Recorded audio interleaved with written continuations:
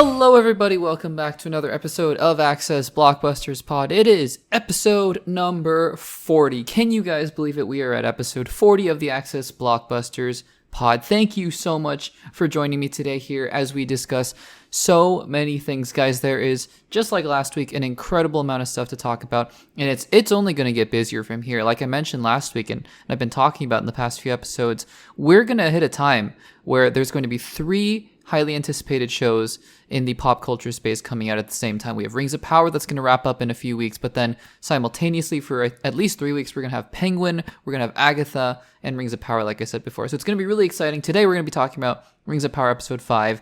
After a really disappointing episode 4, in my opinion, let's see what I have to say and what you all have to say about episode 5 for Rings of Power. But guys, before we get into any of that, if you haven't subscribed to the Access Blockbusters YouTube channel, make sure to do so. Give this video a like if you're listening to the podcast on YouTube, and let me know in the comments down below. I try to respond to every single comment, so if you want to continue the discussion, which is just one of my favorite parts of the Access Blockbusters community, is the discussion that we have. Fire in your questions, your comments, your thoughts on these different topics in the comments down below. If you are listening to the podcast on Spotify, thank you so much for doing so. It really does mean a lot. Leave a rating and let me know on any platform, Instagram, email, YouTube comments, what you think of the podcast there. Like I said, guys, I got a comment. It was kind of funny. I got a comment last week saying, hey, why did it take so long to get to the actual topics? And I feel like I did a pretty good job last week, only talking for a couple minutes of the intro. But you're right. I should take less time to do the intro. So all the shameless plugging out of the way, let's actually get into the topics. We have so much to discuss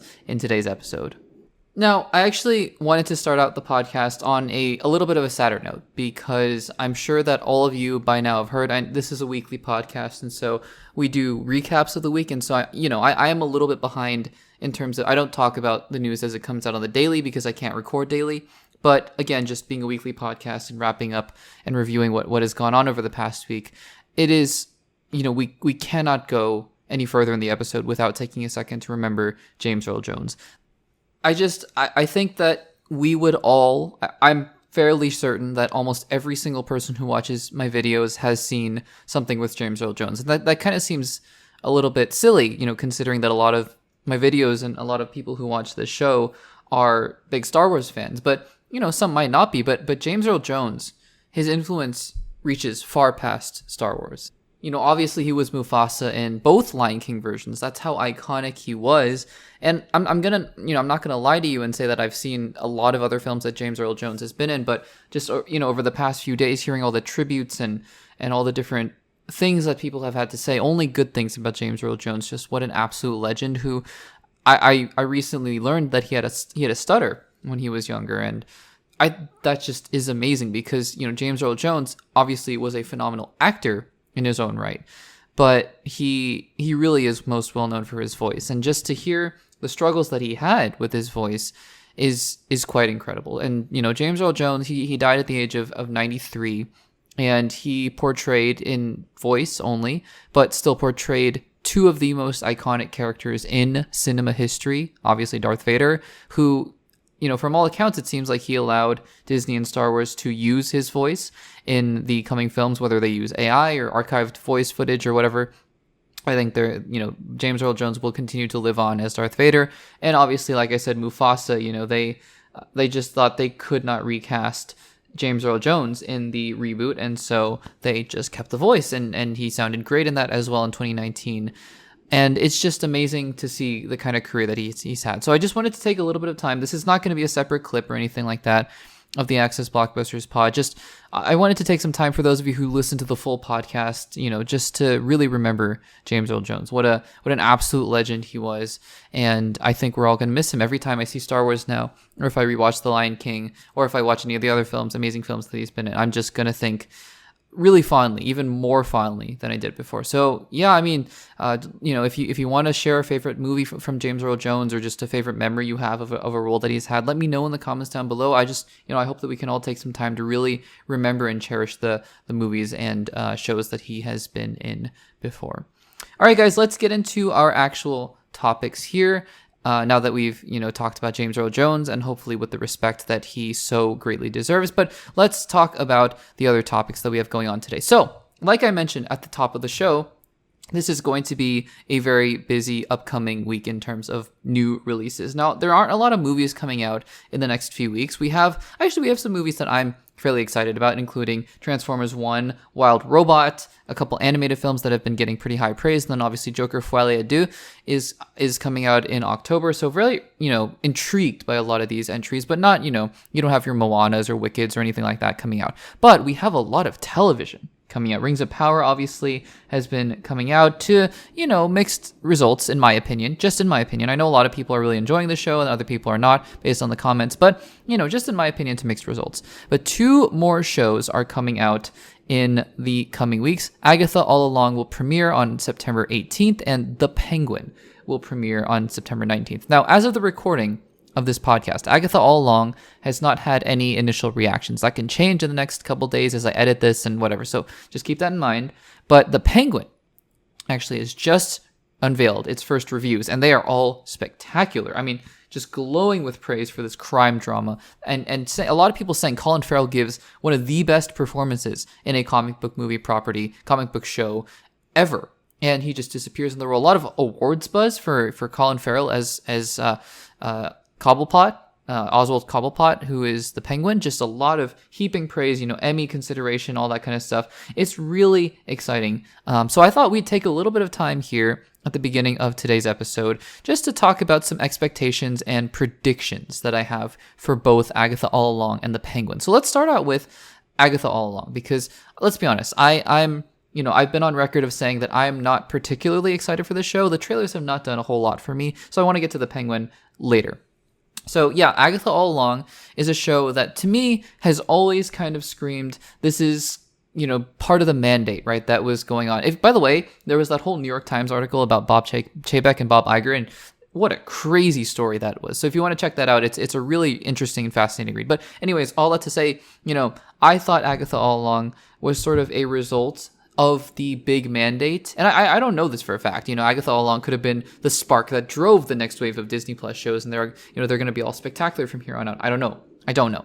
But I always had thought of it as sort of part of the mandate that Disney made with under Bob Chapek to just put out a ton of streaming shows to kind of varying degrees of success. And I count Ironheart in that as well, and Echo as well. So we'll see about that. But, one of the things that Agatha All Along has going for it is that it is being showrun for the first time. Marvel Disney Plus has a showrunner for the very first time, and it is none other than Jack Schaefer, who was, I believe, the head writer of WandaVision, which I have been on record of saying WandaVision is my currently second favorite MCU property of all time. For everyone who says Phase 4 didn't do anything good and the Multiverse Saga hasn't done anything good, guys, I mean, just because it's not as good as the Infinity Saga overall, and just because, a lot of the properties are disappointing, like Secret Invasion or the Marvels, doesn't mean that we haven't got our Shang-Chi's, which we'll talk about Shang-Chi later. Trust me, we'll talk about Shang-Chi later. Shang-Chi, WandaVision, Spider-Man No Way Home, Black Panther Wakanda Forever, in my opinion. I love that movie.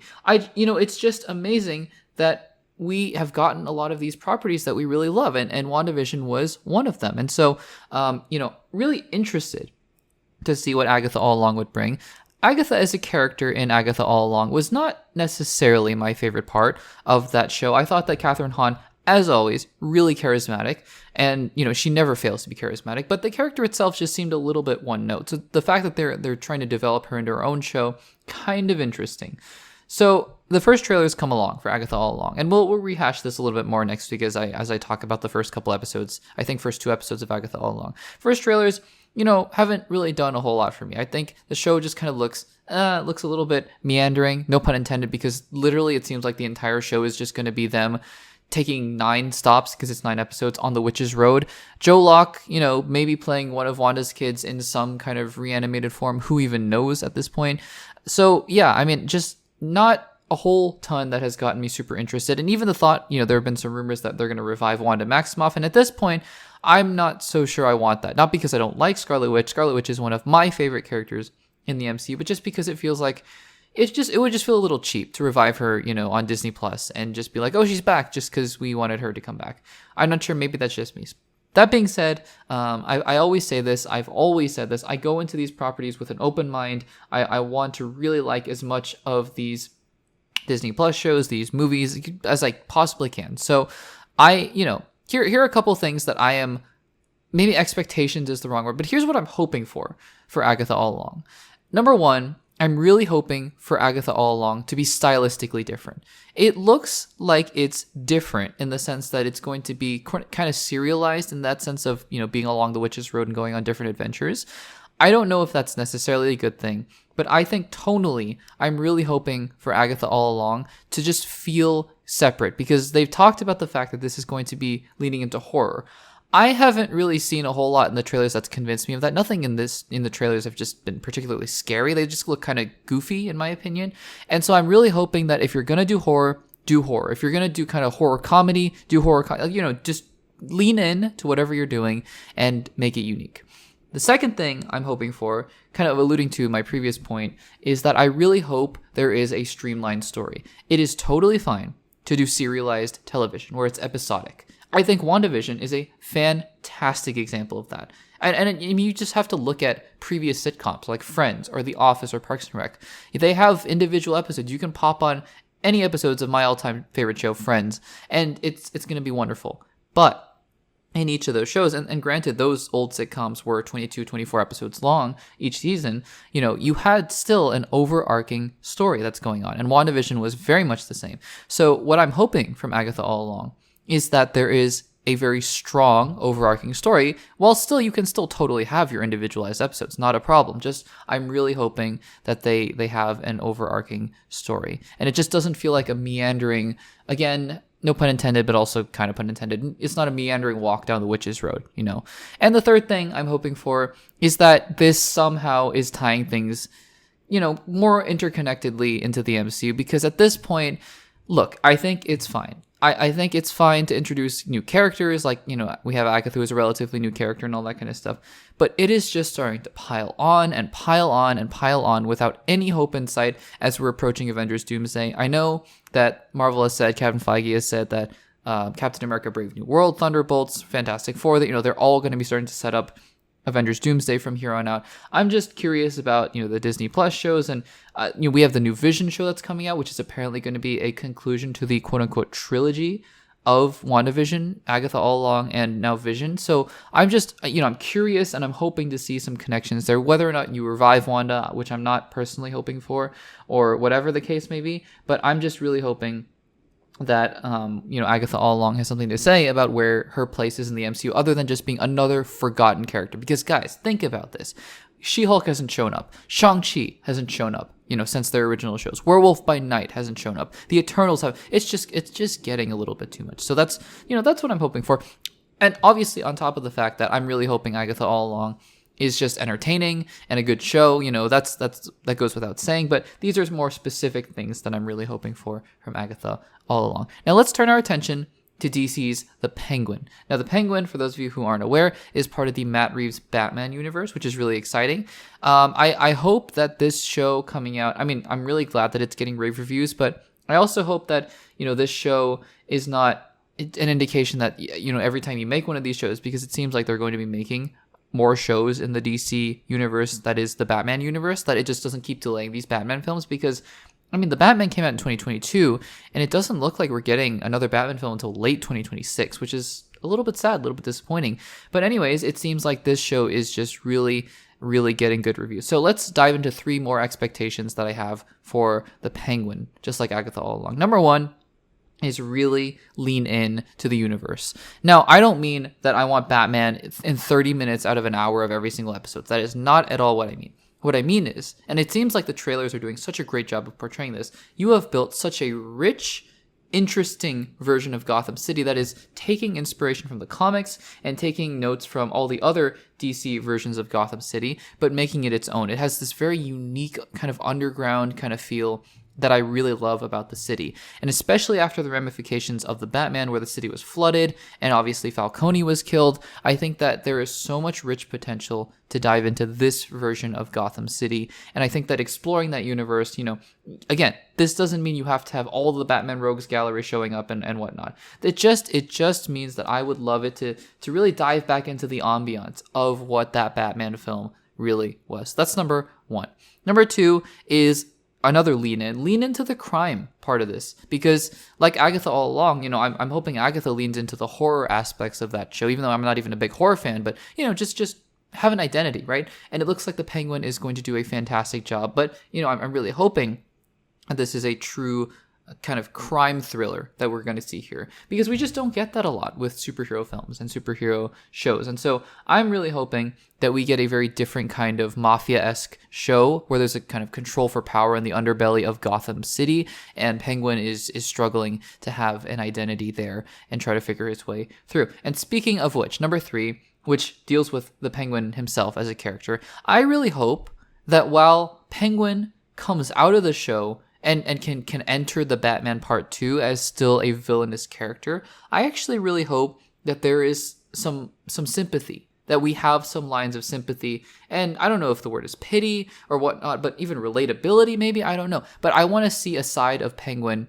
that, it's not just like a manic villain running chaos amongst Gotham City. I want this to be a show where, Penguin is doing bad things, but we understand his struggle. Perhaps we get a little bit more backstory of where he came from, sort of the sad, sympathetic, tragic villain origin story kind of feel. I'm really hoping that we get a very good sense of the Penguin as a character, because look, if we just get a crime drama where Penguin is just a villain and that's all there is to it, then that's fine. I'm sure it'll be really great. But I'm also hoping, as the cherry on top, that we get a little bit of an insight into the Penguin as well. Now, as a little bit of a quote-unquote half bonus, I should say, the question is Batman going to show up in the Penguin? And I think I would give it something like a 60 to 70% chance. So I'll split the difference. I'll go 65% chance that Robert Pattinson's Batman shows up, because I think, how hard would it be to have him show up in 1 or 2 scenes in the last episode? Not very hard, even a post-credit scene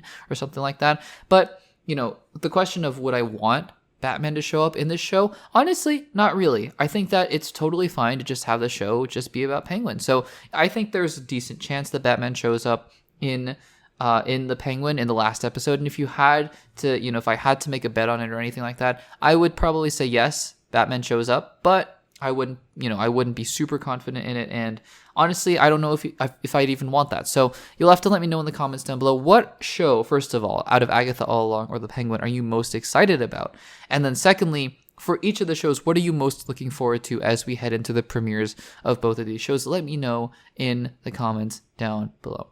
All right, let's talk about some more DC news. So a little bit of unfortunate timing, just to give you a little bit of inside baseball as we talk about Lanterns again in 2 consecutive episodes of Access Blockbusters Pod. Just to give you a little bit of inside baseball into how these episodes are produced. I record them, at the end of the week, right? I record them just based on what I've heard over the past week and collecting stories throughout the week and talking about different things that have happened.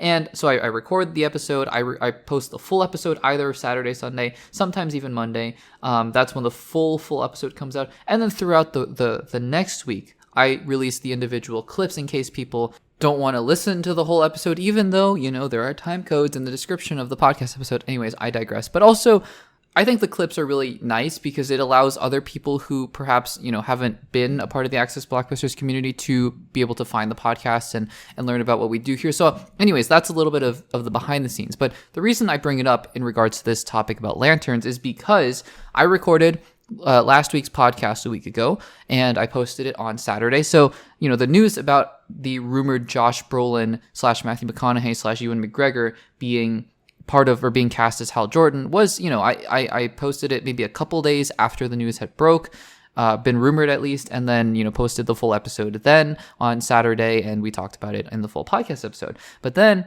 I was splitting up the podcast into clips, and then, I usually schedule out the clips and I post them, on certain days. And so that's why I scheduled the clip for Josh Brolin coming out or being rumored to be at Hal Jordan on the day basically that the news broke that he is not going to be Hal Jordan. So let's talk about that story, just to give you some context about why I talked about Hal Jordan as Josh Brolin as Hal Jordan. Basically, the day after it was confirmed he was not going to be Hal Jordan. But I also talked about in that episode what the implications of having an older, grizzled, more veteran Hal Jordan would be, and that is precisely what this new Hollywood Reporter report has confirmed. So let's talk about this new news here on Josh Brolin passing on Lanterns and what the story details are about this new Lanterns show. So Last week, it was reported that Josh Brolin had been offered the role of Hal Jordan with Matthew McConaughey and Ewan McGregor as other secondary choices. Now, I guess by proxy, because the Hollywood Reporter, which is a very, very reliable source, has now reported that Hal Jordan, that Josh Brolin has turned down the role of Hal Jordan, that report was at least partially true. And also they mentioned Matthew McConaughey, so that part is true. Nothing about Ewan McGregor, though. So who even knows if Ewan McGregor was even part of that running? But at least, Josh Brolin and Matthew McConaughey were probably considered at some point to be Hal Jordan. What we kind of were able to extrapolate from that is that it looked like they were going for a more veteran, older version of Hal Jordan to be in this Lantern show, which James Gunn had described as a true detective kind of crime drama mystery, if you will, murder mystery on Earth that has implications for the wider universe. So that's really interesting. Now, the Hollywood Reporter has basically confirmed all of that and given us a little bit more of a concrete idea of what Lanterns is going to be. So, first of all, it confirms that Josh Brolin was offered the role of Hal Jordan, but as recently as a few days ago, or maybe even a couple weeks ago, he declined the offer to be Hal Jordan. So let's stop and talk about that right there. Honestly, people are speculating, oh, he turned it down because he's sick of comic book movies, or he turned it down because he doesn't think lanterns are interesting. There could be a whole host of reasons why Josh Brolin turned down the role as Hal Jordan in Lanterns. And honestly, all of them could be valid, and 99 of them could be things we just don't know about. Maybe he booked a film that he's just so incredibly excited about that he just can't do it, or whatever. We don't know the full circumstances. So honestly, I think it's kind of futile and kind of, I'm not going to say irrelevant to speculate about why, but I just don't think it's important, that we speculate why he turned down the role. He turned down the role. It's fine. Actors do it all the time. It hardly means anything, honestly. Like Emily Blunt had to turn down the role of Black Widow in the MCU. And while I don't think she, regrets it particularly, Scarlett Johansson really, and she, Scarlett Johansson's a fantastic actress outside of the MCU, but, made a huge name for herself in the worldwide movie industry as Natasha Romanoff. So, it's not like actors turning down roles necessarily always means something. So that's the first thing that I wanted to say. Now, a couple other details that we want to talk about here. The article mentions that Matthew McConaughey as well is not going to be Hal Jordan. Now, what's interesting about this article is that it does not say that Matthew McConaughey was offered the role, or it doesn't say that he turned down the role. It just says that we can also confirm that Matthew McConaughey will also not be suiting up as the Green Lantern, Hal Jordan. So, kind of, sort of confirming that report that at least Matthew McConaughey was either considered or rumored or something in between where, he was in the running in some capacity. That's interesting. No concrete confirmation of that, though, in any regard.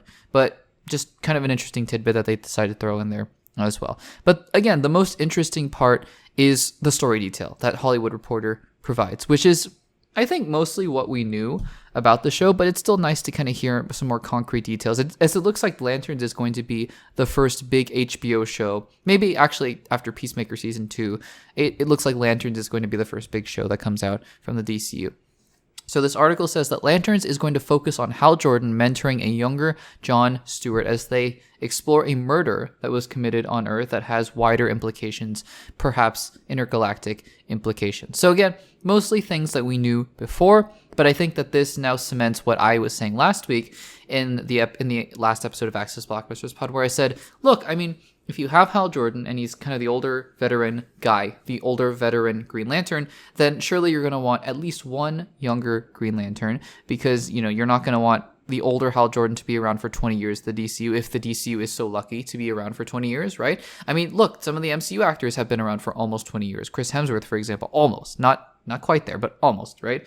And so, you want the younger actor to kind of take up that mantle and be a part of that long-lasting character arc. And I think that now it's confirmed that John Stewart is going to be that iteration of Green Lantern that we can look forward to. That, I think it's really nice, actually. It's maybe a nice balance to have a Hal Jordan here where, and again, I know that there are some people who are very upset about this because they wanted Hal Jordan to be younger and they wanted him to be the main Green Lantern. I think it's fine. I think that, there are many interesting ways to incorporate the Green Lantern Corps into the DCU. And I think of it almost like, I remember actually the discourse when Ant-Man was being announced and being cast, and people were saying, not quite to the same extent, obviously, because Hank Pym has been around in the comics forever, but people were saying similar things. They were like, why are we going with Scott Lang? It's Hank Pym, and Hank Pym should be Ant-Man. I don't know if you guys remember that, but it turned out they went with Scott Lang, they went with Paul Rudd, and it worked out fantastically. Hank Pym, has been in the MCU since 2015, and he's still kicking. I mean, he was last seen in Ant-Man: The Lost Quantumania, so he was there in the MCU for at least 8 years, which is crazy. And you also had Scott Lang. So again, I just think that it's not like we're not going to get Hal Jordan. It's not like we're going to get a 90-year-old Hal Jordan. It's going to be an actor that I think will bring a very certain high level of engagement and wisdom and veteran presence that I think will, kind of counterbalance a Jon Stewart. So really interesting stuff that we get to see and hear from the Hollywood Reporter about the Lantern series, and I'll just be really interested to hear whoever they actually end up casting in the role. What do you guys think about these reports about the story of Lanterns, and also that the fact that Josh Brolin is passing on the role, but also that the role seems like it's going for a Josh Brolin kind of actor? What do you think about that? Let me know in the comments down below. All right, let's move on to a topic that I was going to talk about at the beginning when it first was being brought up, and then I wasn't going to talk about it because it just kind of seemed like a non-story, and then I decided let's discuss it very briefly, because I think that it's still worth discussing in some capacity, even though I think at the end of the day it's kind of a non-story, but I think it's still just worth touching upon because, it's about a property that a lot of people, especially people who watch the channel, care about very much. So Beyond the Spider-Verse is the third installment in the Spider-Man animated saga, right? I don't know what saga, series, trilogy, if you will, the one that's centering around Miles Morales, with the incredibly successful, both critically and now financially with Across the Spider-Verse, with the incredibly successful Spider-Man Into the Spider-Verse, and now Spider-Man Across the Spider-Verse, and it's going to presumably end with Spider-Man Beyond the Spider-Verse. But these films, right? These films take a long, long time to make. I mean, it's not like you can just churn them out like the MCU Spider-Man films, which you had 3 of them in 5 years. I mean, people who love this franchise, they wish that it could be 3 in 5 years. But, these films take a long time to make. Now, the reason that I wanted to talk about this briefly is just because there's an interesting saga that's going on with these Spider-Verse films, because with the last film, which is an insanely successful film, it was super rated highly critically, and also financially did very well for itself. People were very much looking forward to the third iteration of the Spider-Verse trilogy, but there were reports that came out that said that the visual effects artists were basically being worked almost to death, right? Like they were being worked super long and unsustainable hours, and there was this whole threat of the visual effects artists unionizing and forming, going on strike and all these sorts of things. And so that was a big concern about that as well. And then there was just kind of radio silence on Beyond the Spider-Verse for a long, long while. And so people were kind of wondering what's going on. Is it happening? What's going on? And recently, the actor who plays the Indian Spider-Man, who also I think was the guy in Deadpool, right? Dopinder, who is most recently seen in Deadpool and Wolverine, he was recently interviewed, and he said, I think that they're going to be recording at some point pretty soon. So nothing like Spider-Man Beyond the Spider-Verse is dead. But then a couple days ago, or a few days ago at this point, there was a rumor that said Beyond the Spider-Verse has essentially been entirely scrapped. And they were basically going to the drawing board, and they're going to cancel the film. They weren't ever going to cancel this film, but they were going back to the drawing board, and it's not going to come out for a long, long time. Then the composer of the film and Chris Miller, I believe, who is one of the part of the duo that is executive producing these films, Phil Lord and Chris Miller, who are, they did the Lego movie, I believe they did the Jump Street movies as well. Very successful duo. They were also notoriously fired from Solo, whether that's Kathleen Kennedy or whatever they were doing on set, improvising the whole script. I don't know. No, we're not here to talk about Solo, but Chris Miller, I believe, went on Twitter and said basically the film is not being scrapped, and the composer essentially of the film said something to a similar effect, saying, just don't believe everything you hear. There's nothing going on. So here's the bottom line. This film is not coming out anytime soon. That has nothing to do with Sony, quote unquote, scrapping the film or whatever, the rumor was, because that has been confirmed. That's not happening. And I think that if it was happening, it would be a huge story. And who knows, maybe next week we hear a story about it and people are like, hey, it's actually gone. It's not happening, and people are just trying to save face right now. I seriously doubt it. But the bottom line as well is that I still think despite all these things, that there was just enough, especially like I mentioned with the visual effects artists and just the development process with these films in general, where I don't think Spider-Man Beyond the Spider-Verse is coming out until 2027 at the earliest. And I'm not saying this as somebody, because look, I've been on the record, I've done a rewatch video of Into the Spider-Verse, and I did a review of Across the Spider-Verse, and I am just personally not the number one fan of these films, which I should say should not be misconstrued into me, into people thinking I don't like the films. I like both of these films quite a bit. I think they're incredibly solid, good pieces of entertainment and good films, good pieces of cinema in general. And obviously the visual effects, just the visuals in general of the whole film, incredible. I really love the visuals. But as I've said before, I'm not the type of person who really latches onto visuals. I think that if you have a sort of visual thing that's going on, right, a different thing like Spider-Verse or whatever, or 1917, which the whole thing was, it's a one shot, whatever. I'm not the type of person who that's enough, right, to make me go through the whole film in kind of that, awe or whatever of the novelty, which is totally fine. Like, other people can, and that's totally great. I'm just not one of them. So I'm one of those people who, I don't think that these two Spider-Man films are the best Spider-Man films of all time. I think that, the Tom Holland trilogy, all three films, honestly, are better than them. Leave your thoughts in the comments down below about that. I'd love to hear them. But, what I'm saying here is I'm not saying this just because, I hate these films and I want it to come out in a long time. I just want to be realistic here and say that despite, my excitement, because, Spider-Man Across the Spider-Verse ended on a cliffhanger, right? And I'm very excited to see what happens next. And I think that if you watch Across the Spider-Verse and whatever Beyond the Spider-Verse ends up being, that it'll be a very satisfying story. So I'm very excited for these films. I just also want to be realistic for myself and for the rest of you guys that I think just there are a myriad of other factors here that will prevent Spider-Man Beyond the Spider-Verse to not come out until 2027. But I leave that question to you guys. What do you think? When do you think we will see Spider-Man Beyond the Spider-Verse? It is not being scrapped. That is the headline of this story. It is basically Much Ado About Nothing, and I almost, again, didn't want to talk about it here, but, I thought that it would be interesting to at least discuss a little bit just because of what it might mean for the release date. In fact, I think it means nothing. I think it was still going to come out something in 2026 or 2027 anyways, but let me know in the comments down below. Speaking of Spider-Man and Spider-Man adjacent characters, Venom 3. So this year, quietly, which is so interesting to me, we are going to get, unless Kraven the Hunter gets delayed, we are going to get 3 films. 3 films. That is 3 times the amount of films that came out from the MCU this year. We're going to get 3 films that are coming from Sony's Spider-Man universe. That is kind of a crazy sentence to me. That is, guys, that is more than 3 times, and I'm being facetious, obviously, there was only one MCU movie, but that is 3 times more than, the MCU and DCEU and DCU, whatever the DC universe is, because obviously Joker's coming out this year, but it's more than 3 times the amount that, of those films coming out combined. So just a really interesting stat that this year, in the year where comic book movies are, maybe not coming out in as full force, guess who's dominating the space?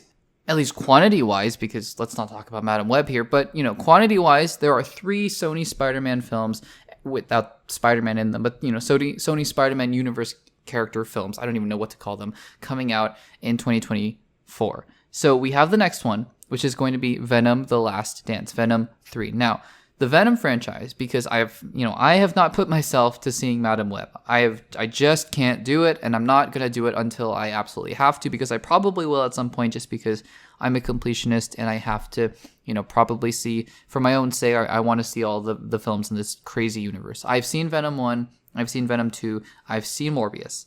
And so, Venom 1, I thought really fun. I really enjoyed Venom 1. It's a crazy, kind of goofy, buddy comedy kind of movie with some violence in it, which is just kind of crazy. Venom: Let There Be Carnage, I was a little bit less excited about. In fact, when I saw it, and I've only seen it once, I just not as thrilled with it as I was with the first Venom. It had some fun moments for sure. I just kind of think they wasted Carnage, and they didn't do a really great job of building out a full story. The film was something like an hour and 40 minutes too, which I respect that. A lot of Pixar films, for example, which, some Pixar films are my all-time favorite films, are like an hour and a half, and I think that they're wonderful. But I think that Venom: Let There Be Carnage just kind of felt really stilted and really short. So we have this third film now, which is going to be Venom: The Last Dance. And look, I mean, I saw the first trailer for this, and I thought it looks about as good as maybe the trailers for the other Venom films, which is to say, I didn't love the trailers for the other Venom films, but I liked them enough, right? And when I watched the first Venom film, I thought, this is really fun. You know, they kind of took all the goofy parts of that film and put them in the trailer, and so that's probably why I didn't really love the trailer for Venom 1. And Venom 2, I thought the trailers were fine. I thought the first trailer for Venom: The Last Dance was also just fine. So went into watching the second and probably final trailer for Venom: The Last Dance, because it's going to be coming out in about a month.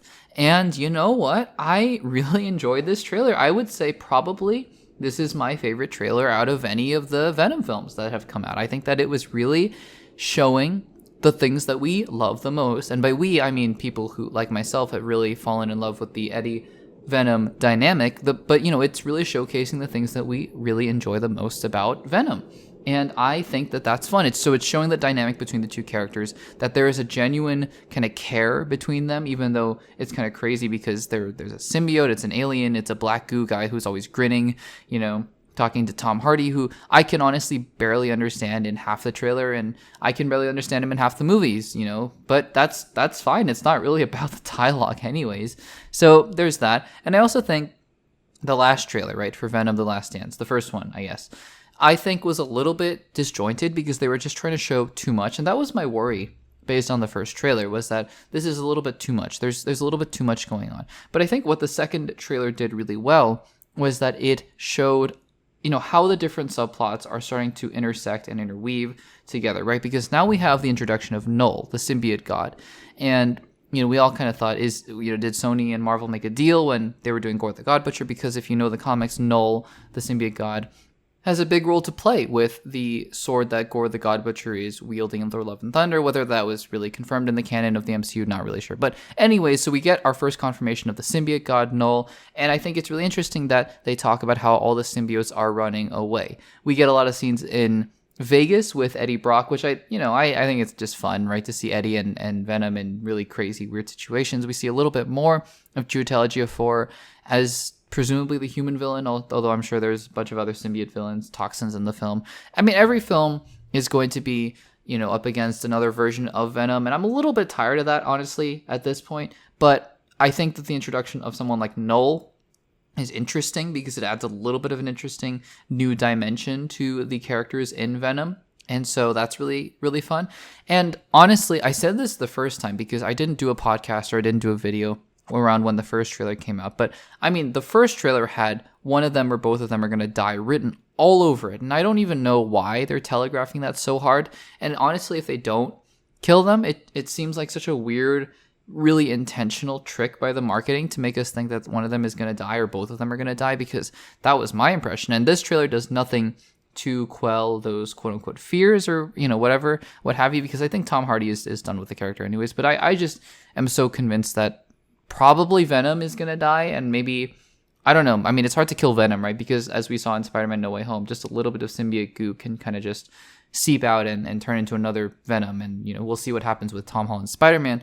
But I think that it's just really trying to telegraph that, hey, this is the end. So come out and see Tom Hardy do his goofy shtick one more time. It's not really a shtick, but, you know, do his goofy thing one more time, and then we'll be on our way with other Spider-Man adjacent films. Now, what's interesting to me about this, though, is that, yeah, it looks like Tom Hardy is insisting this is the last one. It seems like the trailers are insisting this is the last one. And yet, of the Sony Spider-Man universe films, honestly, the Venom films have been the only remotely successful things that they have produced, because the other two things they have produced are Morbius and Madam Web. And guess what? Kraven the Hunter, well, Kraven the Hunter could be the next big success, and it could be the next franchise. Even if that's the case, it's going to be the only one, because at that point Venom is going to be over. And if Kraven the Hunter doesn't do well, then what are you going to do at that point? You can't, you know, I don't think you're going to force Tom Hardy to make Venom 4 if he's not contractually obligated to do so. Maybe you make Venom 4 anyways with another actor. I don't even know.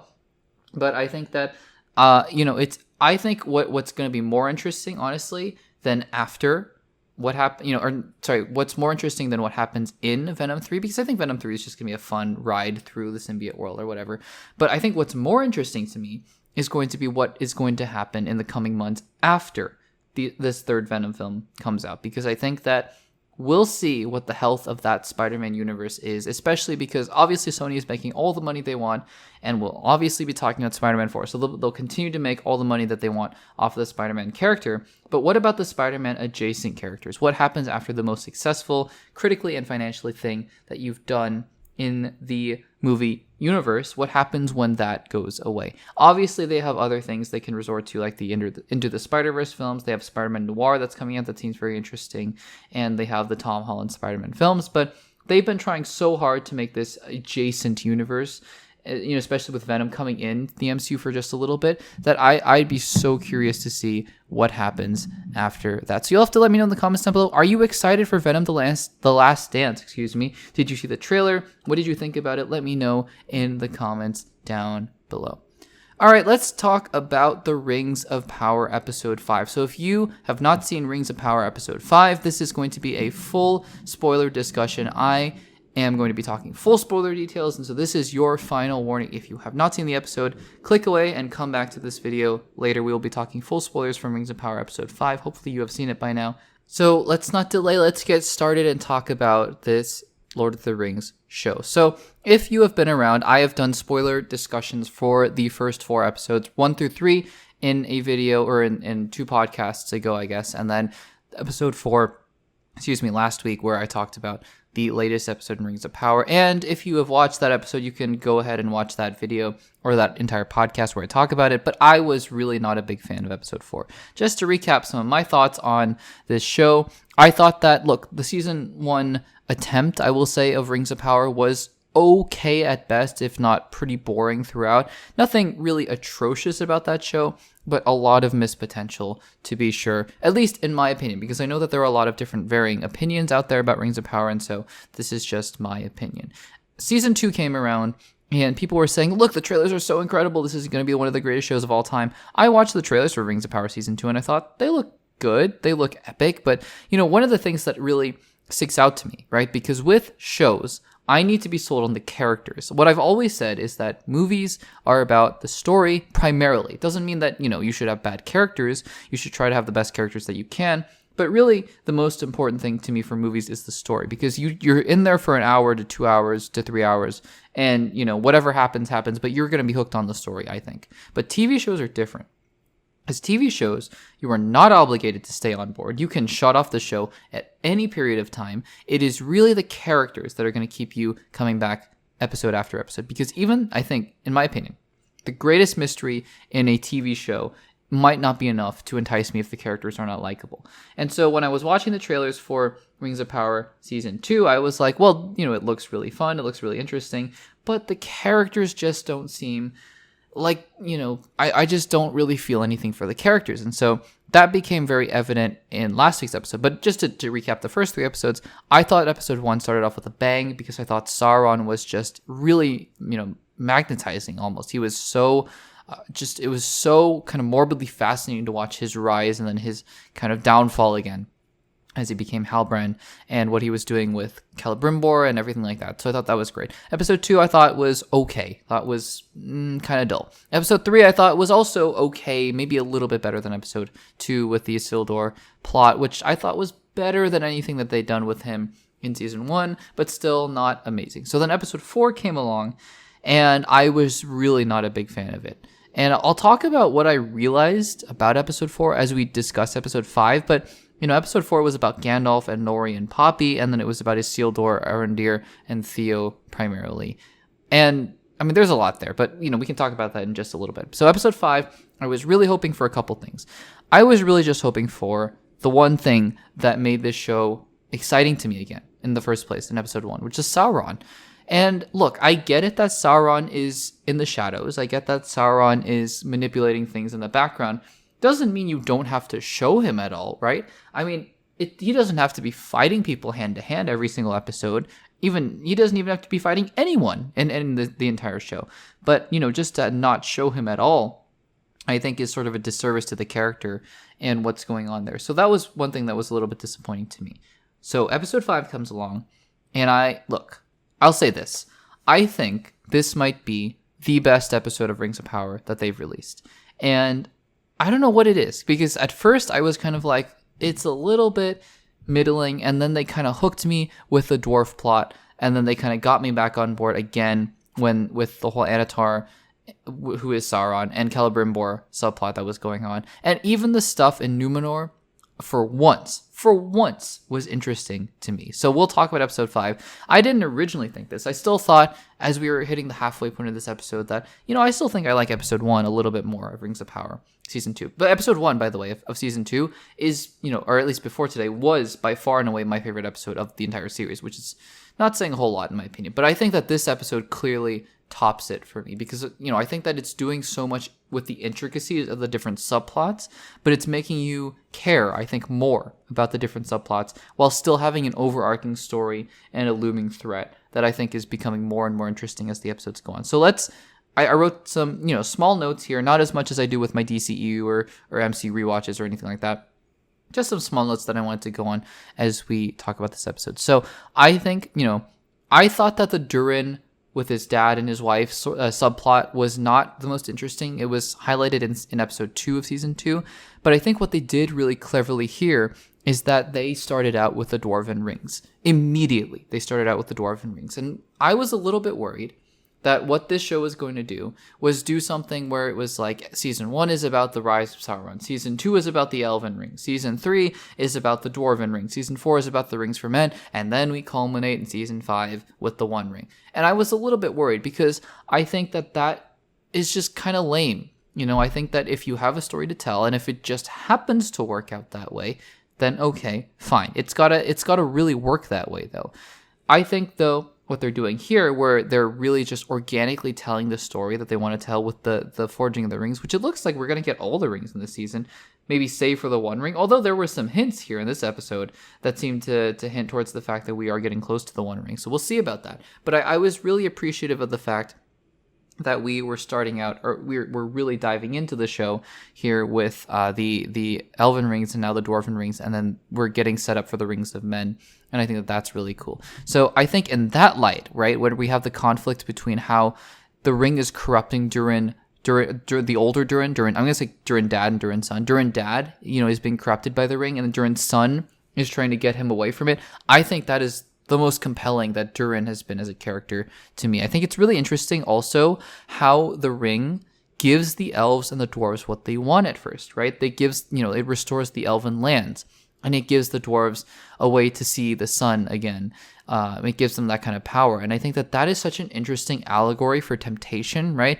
Things that you think are going to be good for you that are ultimately really the biggest vices in our lives, they kind of tempt you by saying, that first time, whatever it is, it's going to be good for you. And then it just slowly sucks you in until by the time you realize what's going on and people around you are trying to tell you, what's going on, it's too late. It's almost like, not to get too dark here or too heavy, but it's almost like an addiction in that sense, right? And so I think that what they're talking about here with the ring, I think the allegories are strong, but they're also very effective, right? And I think that that's great.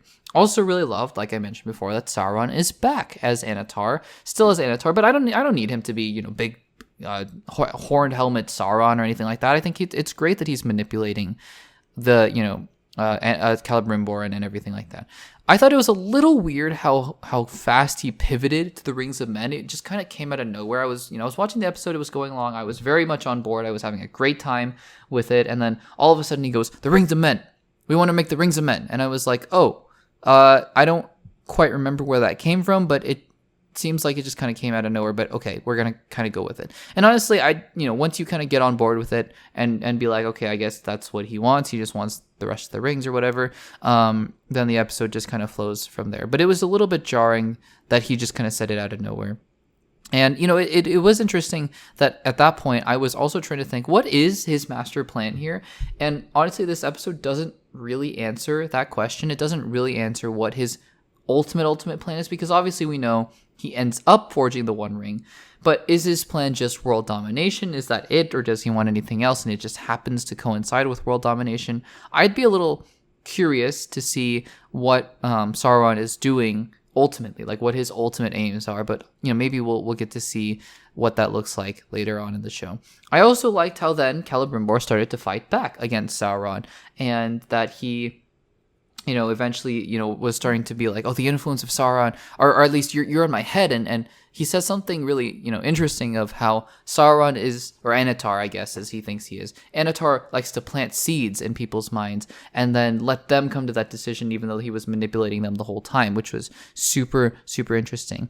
Then Sauron is like, okay, no problem. I'm going to make the Nine Rings myself, which I thought was also kind of interesting because, later on, he kind of has the blessing of Celebrimbor to make the Nine Rings, but I also kind of thought Celebrimbor puts him in charge of making the Nine Rings. What if that's the reason that they turn, the nine men into Nazgul, right? Into the Black Riders? Maybe not. Maybe it's just a crazy kind of thing. I haven't read the Silmarillion, or I haven't read any of the source material that this prequel stuff is based on, so I don't really know.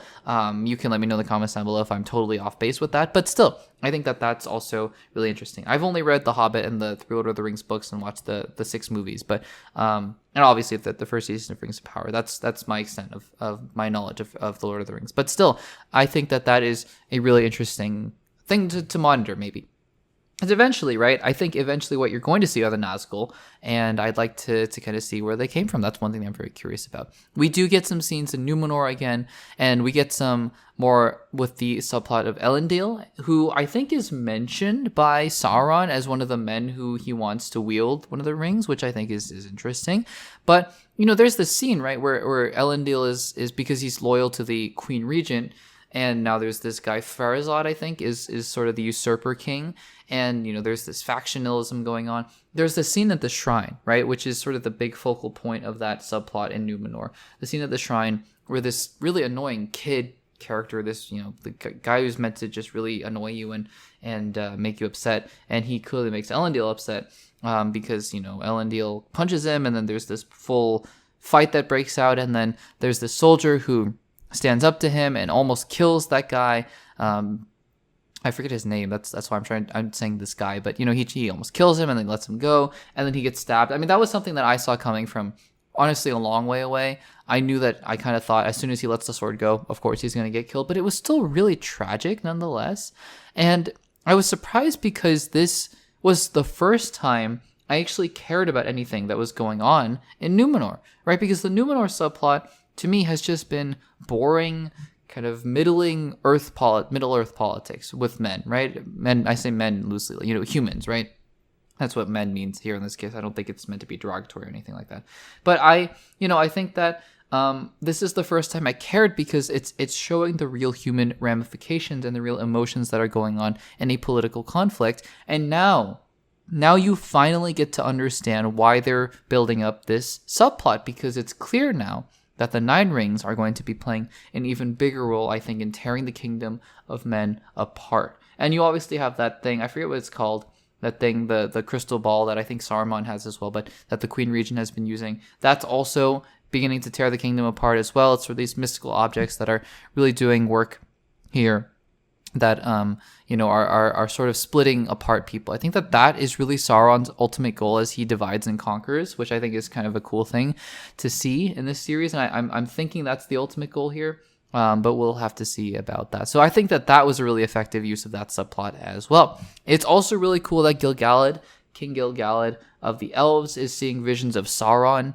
kind of like Frodo when he puts on the One Ring.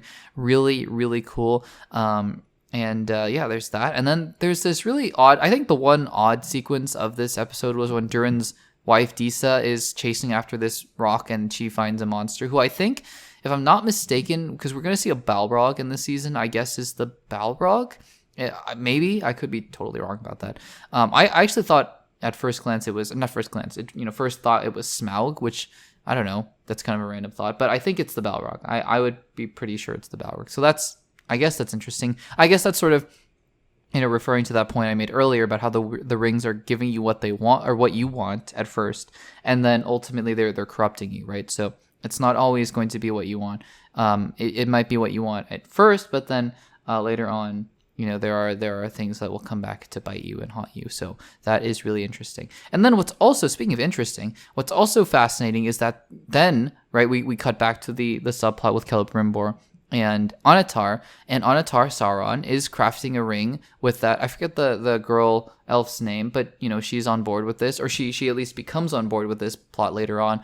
But he crafts a ring and it turns her invisible, and she sees into the unseen world, or whatever he calls it. And that's interesting to me because I didn't think we would be getting to the One Ring territory here in the second season, but it looks like we might be getting there. I mean, my guess at this point is probably the last episode he forges the One Ring, and then the One Ring is sort of the big plot of the third season, if they ever get to the third season, which it seems like the viewership is going up and people are more positive on the show this time around. And so I think that, it's probably pretty likely we'll get a third season at this point, unless the landing is just terrible. But, reviewers have, seen the whole season, and I think that they're generally pretty positive on it. So we'll see about that.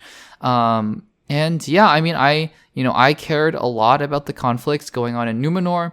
I cared a lot more about Durin and the Dwarven subplots here. And what I loved, what sealed the deal for me, what made this episode my favorite episode out of any of the other Rings of Power episodes, is the ending, right? Because it Celebrimbor told us outright, he said, you, Sauron, are someone who puts ideas into people's minds and then pretends that, you have no idea what's going on. But in reality, you're the one who gave them those ideas, and you make them think that they made those choices on their own. And then he does that exact thing under our noses. We think Celebrimbor is getting so frustrated with Anatar, and he's about ready to sever ties with him. And he goes, I'm so mad at you, I'm going to make up for my mistakes, and I'm going to craft the 9 rings anyways. And you can tell immediately this is exactly what Sauron was going for the entire time. What a brilliant manipulation from that character. I don't know. I thought that was written really well, and I think that shows you exactly who Sauron is in a way where Sauron didn't even have to say anything at that point. He's just like, okay, we're building the 9 rings, let's do it. And that is exactly what is going on. Also, a little bit of a tag here at the end where Adar seems like he is allying with Galadriel, which I'm a little skeptical of. We'll see about that. I sense some betrayals coming here down the road. I don't know why he had to capture her in order to do that. I'm not entirely sure. Anyways, maybe because she would have killed the entire army, I guess, in fairness. But yeah, I mean, I really enjoyed this episode of Rings of Power. It bums me out because, again, if, we have other annoying subplots to get back to. And what I thought about this was that, this episode made me realize just how much last episode was a distillation of all the subplots I didn't like. And we're going to have to go back to them eventually.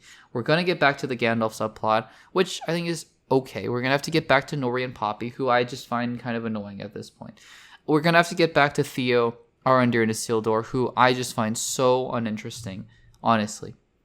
We're going to have to get back to them. This show is not going to be a 10 out of 10 show. I would give this episode maybe an 8 out of 10. It's not going to be an 8 out of 10 show the rest of the way because I know we're going to have to get back to those characters. And in fairness, who knows? Maybe they're going to write those characters really well from here on out and it's going to make more sense. I don't know. Because, again, Isildur, I've been saying this over and over, Isildur has a huge role to play based on what happens at the beginning of the Fellowship of the Ring in the prologue. He has a huge role to play. So, obviously, these characters are not going anywhere. That being said, I'm really happy that we got another episode of the caliber of episode 1. So now, for those of you who are keeping track, episode 1, I loved. Episode 2, episode 3, episode 4, not good. Episode 5, I loved. And so, the interesting thing here is now, this show is the season is kind of showing me the potential of what a series like this can have. That I'm hoping that the rest of the episodes are great. If a couple more episodes have really, really good potential, just like this episode, I'll be pretty happy about that. But I think that if they have a season of this show, like season 3, for example, where it is all just firing on this cylinder and they kind of cut out a lot of these extraneous characters and all the things that are just, we don't need room for, I think that it'll be a really streamlined and really strong show, in my opinion. So we'll have to see about that. But for now, I'm really happy that we got another really good episode, in my opinion, of Lord of the Rings of Power Season 2. Let me know in the comments down below what you thought about Episode 5. I'd love to hear. I know that we all have differing opinions about these episodes, but I'd still love to hear your thoughts in the comments down below and have a discussion about it as well.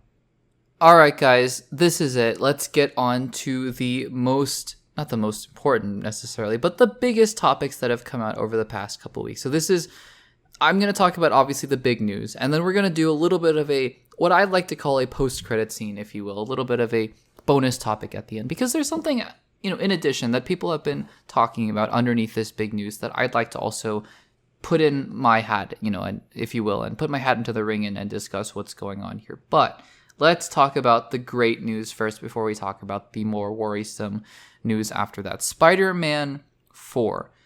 This is a film where we all thought, even after Tom Holland said, I need a break and I'm not going to be Spider-Man for a little bit anymore. Okay, fine, we believe you. Since 2021, you haven't been Spider-Man, and probably not until 2026 at the earliest. You won't be Spider-Man again. So that's fair. A little bit of a break from Spider-Man. But we all kind of knew, just based on the I combined amazing and massive, but amazing massive success of Spider-Man No Way Home, and just the trilogy in general, and just the reception of the character in general. He was honestly the emotional heartbeat of Tony Stark in a lot of different places in the Avengers films. We remember that scene. I think it's a really powerful scene where Tony Stark comes back from space and he's like, I lost the kid. In that way, Peter Parker really affected Tony in that way.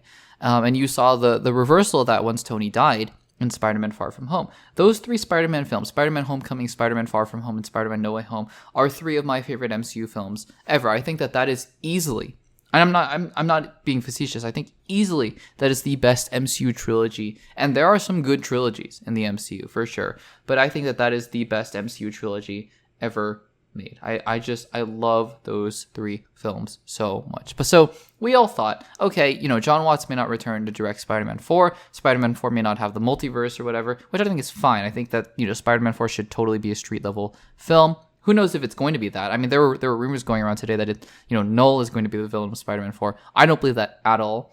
But I think that, we don't know what Spider-Man 4 is going to be about just yet. But I think that, time will tell, and I always thought that Spider-Man was going to be coming back with Tom Holland. Miles Morales will come into the MCU eventually for sure, but Tom Holland is still in his prime as Spider-Man, and I'd still like to see at least a few more good films with him before he hangs it up and before his character is retired from the MCU. So we had official confirmation.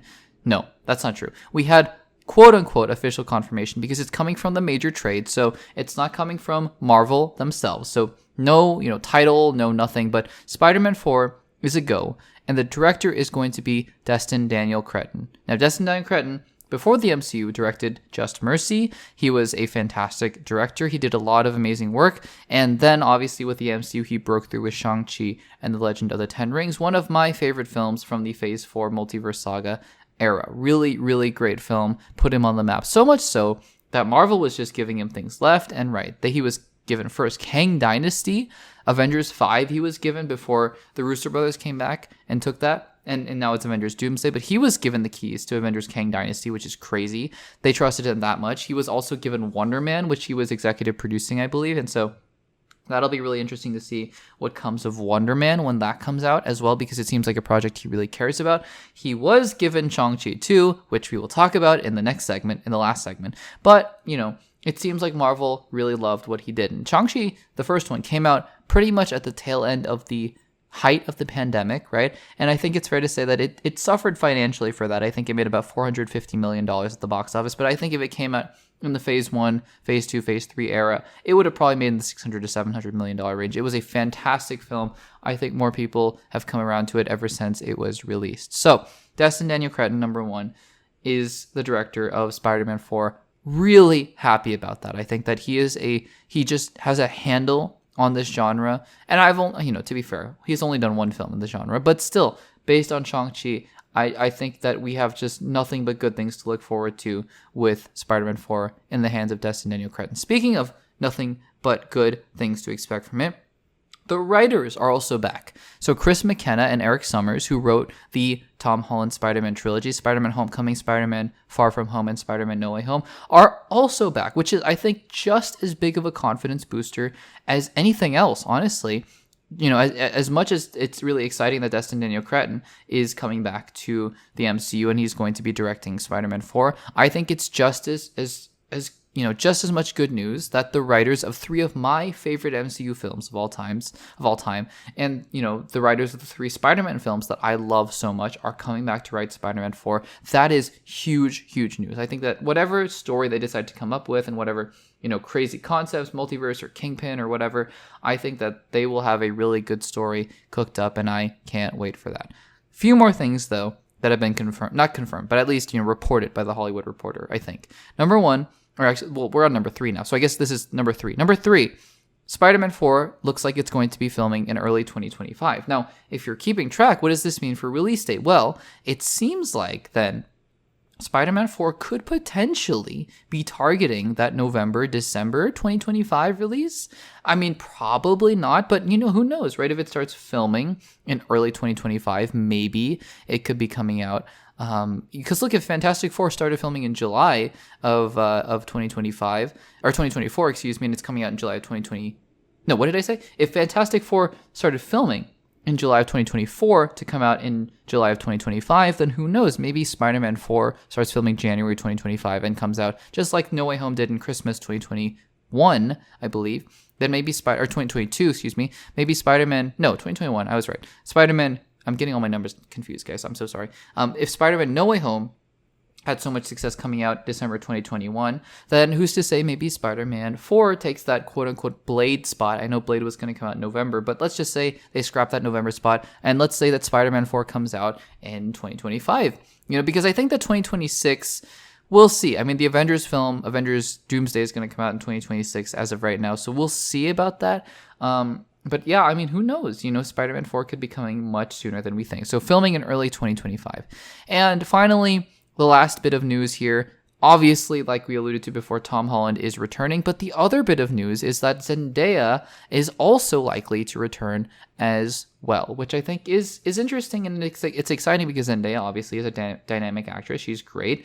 And it seems like they're going to be continuing that story forward, because obviously Zendaya forgot who Peter Parker was. MJ forgot who Peter Parker was at the end of Spider-Man No Way Home, which I think is honestly quietly one of the most underrated scenes in the MCU. I think it's very emotional, and it's emotional without needing to kill off a character or anything like that. I think it's great.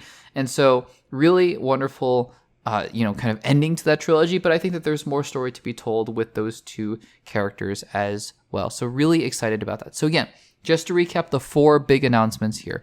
Overall, overarching, before we get to that, Spider-Man 4 with Tom Holland is a go. Great. 4 big pieces of news here that we had discussed. Director is going to be Destin Daniel Cretton. That's number 1. Number 2, the writers of the Spider-Man Homecoming trilogy, Chris McKenna and Eric Summers, are going to be returning to write this 4th film. Third thing, it's going to start filming in early 2025. And fourth thing, Zendaya is probably also going to return. This is fantastic news, guys. I just cannot wait. Like I said, those 3 Spider-Man films, I believe, are all in or close to the top 10 of MCU films and shows at this point, which, I mean, that's a big feat in itself, because there are some 45 projects at this point in the MCU. So really, really good news. Really excited about that. Cannot wait for Spider-Man 4. Let me know in the comments down below what you're thinking about this and whether or not you're excited as well. I would imagine that most of you are, but just wanted to, just let me know in the comments down below what you guys are thinking. All right, but before we go, because this is going to be the headliner of the podcast episode, obviously, it's Spider-Man 4. Obviously, this is going to be the headliner. So there's that. But before we go, let's do a little bit, like I promised, of a post-credit scene topic, if you will.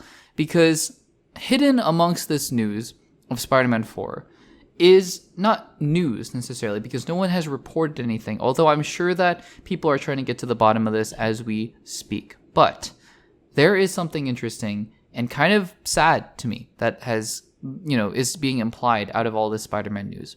And let me ask the question that has been on a lot of people's minds ever since that Destin Daniel Cretton has been announced to direct Spider-Man 4. Is Shang-Chi 2 dead? Now, Shang-Chi, like I mentioned, is one of my favorite MCU films of the last few years. It was just such a fun, dynamic film, and it really holds up. It really does hold up. It has really unique action in it that has not been seen in the MCU before. And it just has a very Infinity Saga MCU kind of feel to it. And I would be remiss to say, I didn't have a great time. I would just be lying to you if I didn't say I didn't have a great time when I saw Shang-Chi in the theaters the first time. And I've seen it many, many times since. It's one of the most rewatchable MCU films that I've seen to date. Now, we've been promised a Shang-Chi 2 for a long time. Simu Liu has done many interviews over the past, few months saying, yeah, Shang-Chi 2 is happening. He's reading recent comic book storylines. He's done training for it and all that kind of stuff. So it seems like he thinks Shang-Chi 2 is coming very soon. But Destin Daniel Cretton doing, Spider-Man 4 raises the question, is Shang-Chi 2 even possible? Because if they're going to film Spider-Man 4 in early 2025, okay, then let's just say it releases optimistically December, Christmas time, 2025. Then, Destin finishes the press tour, he does all the editing, he does whatever. Let's say he starts pre-production on Shang-Chi 2 end of 2025. So then maybe it comes out in 2026 between Doomsday and Secret Wars. Maybe. Okay, fine. That's optimistically. But let's also not forget that he has another film that's in the pipeline because he's going to be directing a live-action Naruto film as well, based on the anime. And so, maybe that Naruto film is the third thing on his pipeline. I just can't imagine he's going to go back-to-back MCU films, though. He's just going to go straight from Spider-Man 4 into Shang-Chi 2. So here's my conclusion, and this does not make me happy. This makes me very, very sad because Shang-Chi 2 is something, I have a lot of sequels from the MCU projects that I would really like to see. I would really like to see Moon Knight Season 2. I would really like to see Eternals 2. It's not happening. Eternals 2 at least. Really sad. Miss Marvel Season 2 I would like to see. But top of that list from things from Phase 4 that I would like to see second seasons or second movies from is Shang-Chi. Here's my conclusion though. I do think Shang-Chi will be back in the MCU. Maybe he might even be back in Spider-Man 4. If not, I don't know. Maybe he's in Thunderbolts, right? Maybe he's in a film before Avengers Doomsday or in a TV show before Avengers Doomsday. And then maybe, I think he'll still have a pretty big role to play in Avengers Doomsday and Avengers Secret Wars. I think so. And I think he'll obviously have a big role to play post Multiverse Saga. The problem is, it's just been too long since Simu Liu has been in the MCU. Even if Shang-Chi 2 comes out, let's say November 2027, right? Which is, probably where I at this point, I would probably put it in late 2027, like right after the Multiverse Saga ends. I think that is a pretty good place to put it at this point. That would still be 6 years after the first film. That is way too long. And I just think that is a huge wasted opportunity to have someone like Simu Liu be, he should have been one of the headliners of the MCU. He should have been one of the big key figures in the MCU post-Infinity Saga. And I honestly think that's a big waste of potential right there. I mean, he can still be a big part of the Mutant Saga or whatever is going on after the Multiverse Saga.